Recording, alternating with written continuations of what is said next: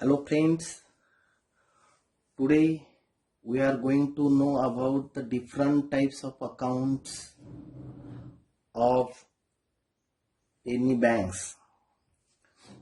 बँकेची विविध खाती कोणती असतात याविषयी आपण आज माहिती करून घेणार आहोत. त्यामध्ये सर्वप्रथम करंट अकाउंट. करंट अकाउंट चालू खाते. What is current account? We are going to know about it. A current account is mainly for traders and those dealing in money on a daily basis. An account holder can deposit or withdraw money any number of times in a day. The bank issues a passbook for this account and also a checkbook on demand. The bank does not pay any interest on the money in this type of account. Money can also be withdrawn or deposited by check. This is the type of current account. लाच आपण मराठीमध्ये बघूया चालू खाते. चालू खाते मुख्यतः व्यापाऱ्यांसाठी व रोज पैशांचे व्यवहार करण्यासाठी असते. यामध्ये खातेदार एका दिवसात कितीही वेळा देवघेव करू शकतो. बँक या खात्यासाठी पासबुक व मागणी केल्यास चेकबुक देते. या प्रकारच्या खात्यावर बँक व्याज देत नाही. चेकच्या सहाय्याने बँकेत पैसे भरता येतात किंवा बँकेतून पैसे काढता येतात. मित्रांनो, हे जी खातं आहे चालू खातं, यासाठी मुख्यतः व्यापाऱ्यासाठी हे खातं लोक वापरतात. यामध्ये रोजच्या व्यवहार करण्यासाठी हे खातं असतं. यामध्ये खातेदार कितीही वेळा पैसे टाकू शकतात आणि काढू शकतात एका दिवसामध्ये. त्यामुळे हे सोपं असतं व्यापाऱ्यांसाठी. बँक या खात्यासाठी पासबुक तर देतेच, उलट मागणी केल्यास पासबुक सुद्धा चेकबुक सुद्धा देते.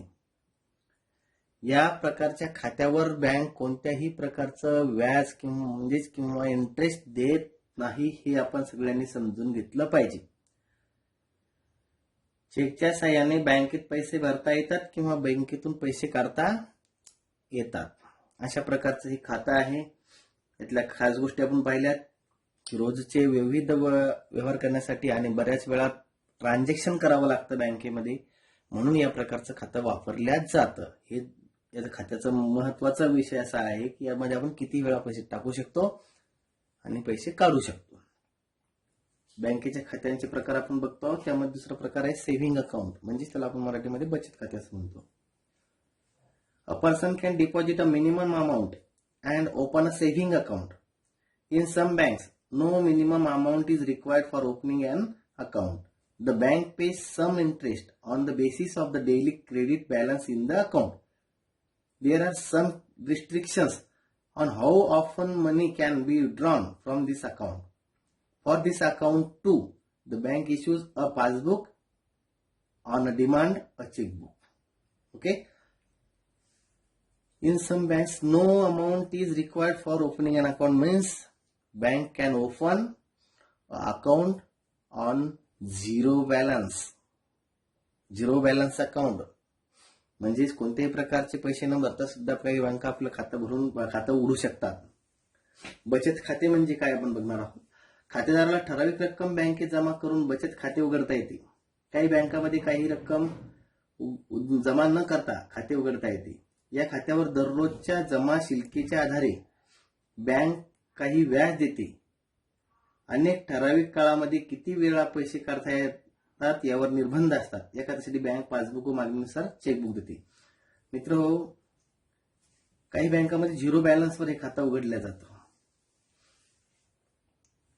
म्हणजे बहुतेक लोकांचं खातं हे सेव्हिंग अकाउंट या प्रकारामध्ये येतं. या खात्यावर दररोजच्या जमा शिल्लकीच्या आधारे बँक खाते काही व्याज देते. आपण बघितलं, सेव्हिंग अकाउंटवर व्याज मिळते आणि चालू खातं म्हणजे करंट अकाउंटवर होतं त्यावर व्याज मिळत नाही. हा दोन्हीतला फरक आहे. त्यानंतर यामध्ये काही बंधनं आपल्यावर आहेत की आपण दिवसातून किती वेळा पैसे काढायचे, याच्यावर काही बंधनं असतात. बँक त्यावर बंधनं आणते.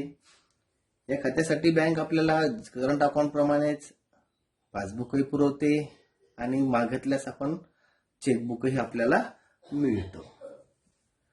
यानंतरचा जो खाते प्रकार आहे तो आहे recurring deposit account. Recurring deposit account generally use RD. The word use RD, and this is the recognized word in general life. Okay, त्यालाच आपण मराठीमध्ये आवर्ती ठेव खाते असं म्हणूयात. The account holder can decide the amount to be deposited every month in the account. The bank gives an interest on the deposit which is more than that paid for the saving account. Such an account is a means of compulsory savings. म्हणजेच आवर्ती ठेव काय आहे? आवर्ती ठेव खातं काय असतं? त्याला आपण आरडी असं म्हणतो जनरली. या खात्यामध्ये दर महिन्याला ठराविक रक्कम जमा करतात. किती असावी हे बँक खातेदार ठरवतात, बँका नाही. खातेदाराला ठरवावं लागतं आपल्याला किती महिन्याला किती प्रत्येक महिन्याला आपल्याला किती रुपये बँकेत जमा करायचे आहेत. या प्रकारच्या ठेवीवर बँक व्याज देते आणि जनरली याचा पिरियड हा 5 वर्षाचा असतो. 5 वर्ष हे डिपॉझिट आपल्याला जर ठेवलं तर चांगल्या प्रकारची सेव्हिंग आपली होते आणि त्यावर चांगल्या प्रकारचं व्याज बँका सुद्धा आपल्याला देते. हे व्याज बचत खात्यापेक्षा जास्त असतं. जसं की आपण पाहिलं की आपल्याला करंट अकाउंटला तर अजिबात पैसे मिळत नाही, व्याज मिळत नाही. सेव्हिंग अकाउंटला व्याज मिळतं, परंतु रिकरिंग अकाउंट जे आहे, रिकरिंग डिपॉझिट अकाउंट जे आहे त्याला बचत खात्यापेक्षा म्हणजे सेव्हिंग अकाउंटपेक्षा जास्त प्रकारचं व्याज मिळतं. त्यामुळे बरेच लोक या खात्याकडे जास्त आकर्षित झालेले असतात. अशा खात्यामुळे खातेदाराची सक्तीची बचत होते आणि खातेदाराची बचत सुद्धा त्या प्रमाणात होत चालते. म्हणजे याचा खातेदाराचा खूप महत्वाचा फायदा आहे. Often it is convenient to have a joint account for say husband and wife or guardian and lawyer, etc. Besides, accounts of business partners, housing societies, trust of voluntary agencies, etc. are required to be operated by more than one person. Joint account, we can say it, joint account. उपरोक्त खात्यासाठी वरती आपण खाते पाहिले जसे की current account असेल, saving account असेल, त्यानंतर रिकरिंग डिपॉझिट अकाउंट असेल, या सर्व खात्यांसाठी जॉईंट अकाउंट म्हणजे एक संयुक्त खातं खोलण्याची सोय बँकेमध्ये असते. उदाहरणार्थ पती पत्नीचं एक खातं असतं, पाल्य आणि पालकाचं एक खातं असतं, त्यानंतर व्यवसायातील भागीदार, एखाद्या व्यवसायात भागीदार दोघांनी सुरू केला तर दोघांच्या नावे एक संयुक्त खातं असतं. संयुक्त खात्याचा उपयोग असा होतो की एकाला कोणाला पैसे काढता येत नाहीत, दोघांच्या सहमतीशिवाय पैसे काढता येत नाही, म्हणून हा एक चांगला प्रकार बँकेने सुरू केलेला आहे. त्यानंतर हाऊसिंग सोसायटी असतील, ज्या हाऊसिंग सोसायटी त्यामध्ये सुद्धा हे अशा प्रकारचे खाते असतात. सेवाभावी न्यास असतात, त्यामध्ये सुद्धा अशा प्रकारचे खाते उघडल्या जातात आणि आता हे सगळं आपल्या सोयीसाठी बँकेनं सुरू केलेलं आहे. यानंतरचं जे खातं आहे मित्र हो ते आहे फिक्स डिपॉझिट, मुदत ठेव. त्याला खातं नाही म्हणू शकणार आपण, एक प्रकारची ती ठेव आपल्याला बँकेत जमा करायची आहे. A depositor deposits a certain amount for a fix period in the bank. Depositor can deposit certain amount for a fixed period in the bank. This deposit attracts a greater rate of interest than the saving account. Bank gives more interest than saving accounts. Therefore, depositor attracts towards the bank. However, these rates are different in different banks. As per bank, the rate of interest is different, may be different. Senior citizen can slightly greater rate of interest than the usual. Senior citizen means the person who is crosses 65 years of age, called a senior citizen, gets slightly greater rate of interest than the usual. नेहमीपेक्षा इतरांपेक्षा त्या greater citizen जे असतात आपण त्यांना प्रौढ नागरिक किंवा नाही ज्येष्ठ नागरिक म्हणूया, त्यांना थोडासा रेट जास्त असतो. मुदत ठेव म्हणजे काय आपण बघणार आहोत. ठेवीदार ठराविक रक्कम ठराविक कालावधीसाठी बँकेत जमा करून ठेवतो. या प्रकारच्या ठेवीवर बँक बचत खात्यापेक्षा अधिक व्याजदर देते. मुदत ठेवीवरील व्याजदर प्रत्येक बँकेत भिन्न असू शकतो. ज्येष्ठ नागरिकांना नियमित दरापेक्षा थोडा जास्त व्याजदर मिळतो. सांगितलं ज्येष्ठ नागरिक म्हणजे ज्यांचे वयाची 65 वर्ष पूर्ण झालेली आहेत त्यांना आपण ज्येष्ठ नागरिक म्हणूयात. त्यांना इतर नागरिकांपेक्षा यामध्ये थोडासा जास्त बेनिफिट व्याजाचा आहे. मित्रहो, दुसरी गोष्ट अशी आहे की यामध्ये बँका परतवे म्हणजे वेगवेगळ्या बँकेमध्ये वेगवेगळा रेट ऑफ इंटरेस्ट दिला जाऊ शकतो. व्याजाचा दर हा वेगवेगळा असू शकतो. काहीचा कमी असेल, काहीचा जास्त असेल. आणि याच्यामध्ये सेव्हिंग अकाउंटपेक्षा जास्त व्याजदर असल्यामुळे ग्राहक निश्चितच याच्याकडे आकर्षित झालेले असतात. अशा प्रकारचा हा एक फिक्स्ड डिपॉझिट म्हणून हा प्रकार बँकेमध्ये असतो. याबद्दल आपण माहिती जाणून घेतली आहे. आता ATM, credit card and debit cards याविषयी आपण माहिती पाहूयात. एटीएम कार्ड आपल्याला माहिती आहे, क्रेडिट कार्ड बऱ्याच जणांना माहिती असेल, डेबिट कार्ड काहींना माहित असेल. ओके, आता यामध्ये काय आहे ते आपण बघूयात. अँड एटीएमचा लॉंग फॉर्म बघा आपण, automatic teller machine. An ATM card is used to withdraw cash without going to a bank.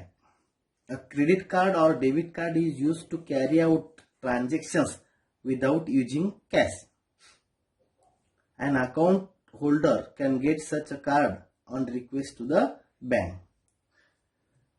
बँकेतनं आता रोख रक्कम मिळवण्यासाठी, काढण्यासाठी या कार्डाचा वापर केला जात असतो.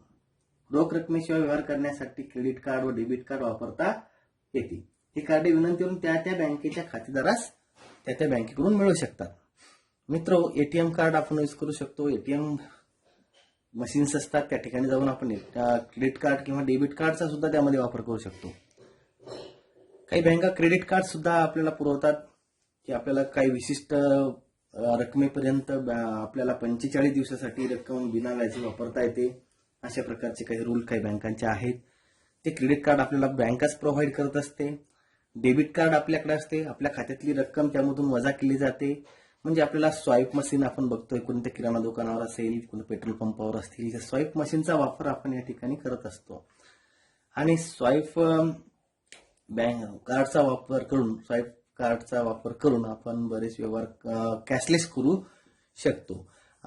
अशा प्रकारचा हा एक व्यवस्था आहे. त्यानंतर आपण बघणार आहोत नेट बँकिंग. नेट बँकिंग हा एक प्रकार आता आलेला आहे. नेट बँकिंग म्हणजे काय की आपण आपल्या अँड्रॉइड मोबाईलवरती बँकेचं एक ॲप वापरून आपण पैशाचं ट्रान्झॅक्शन करू शकतो.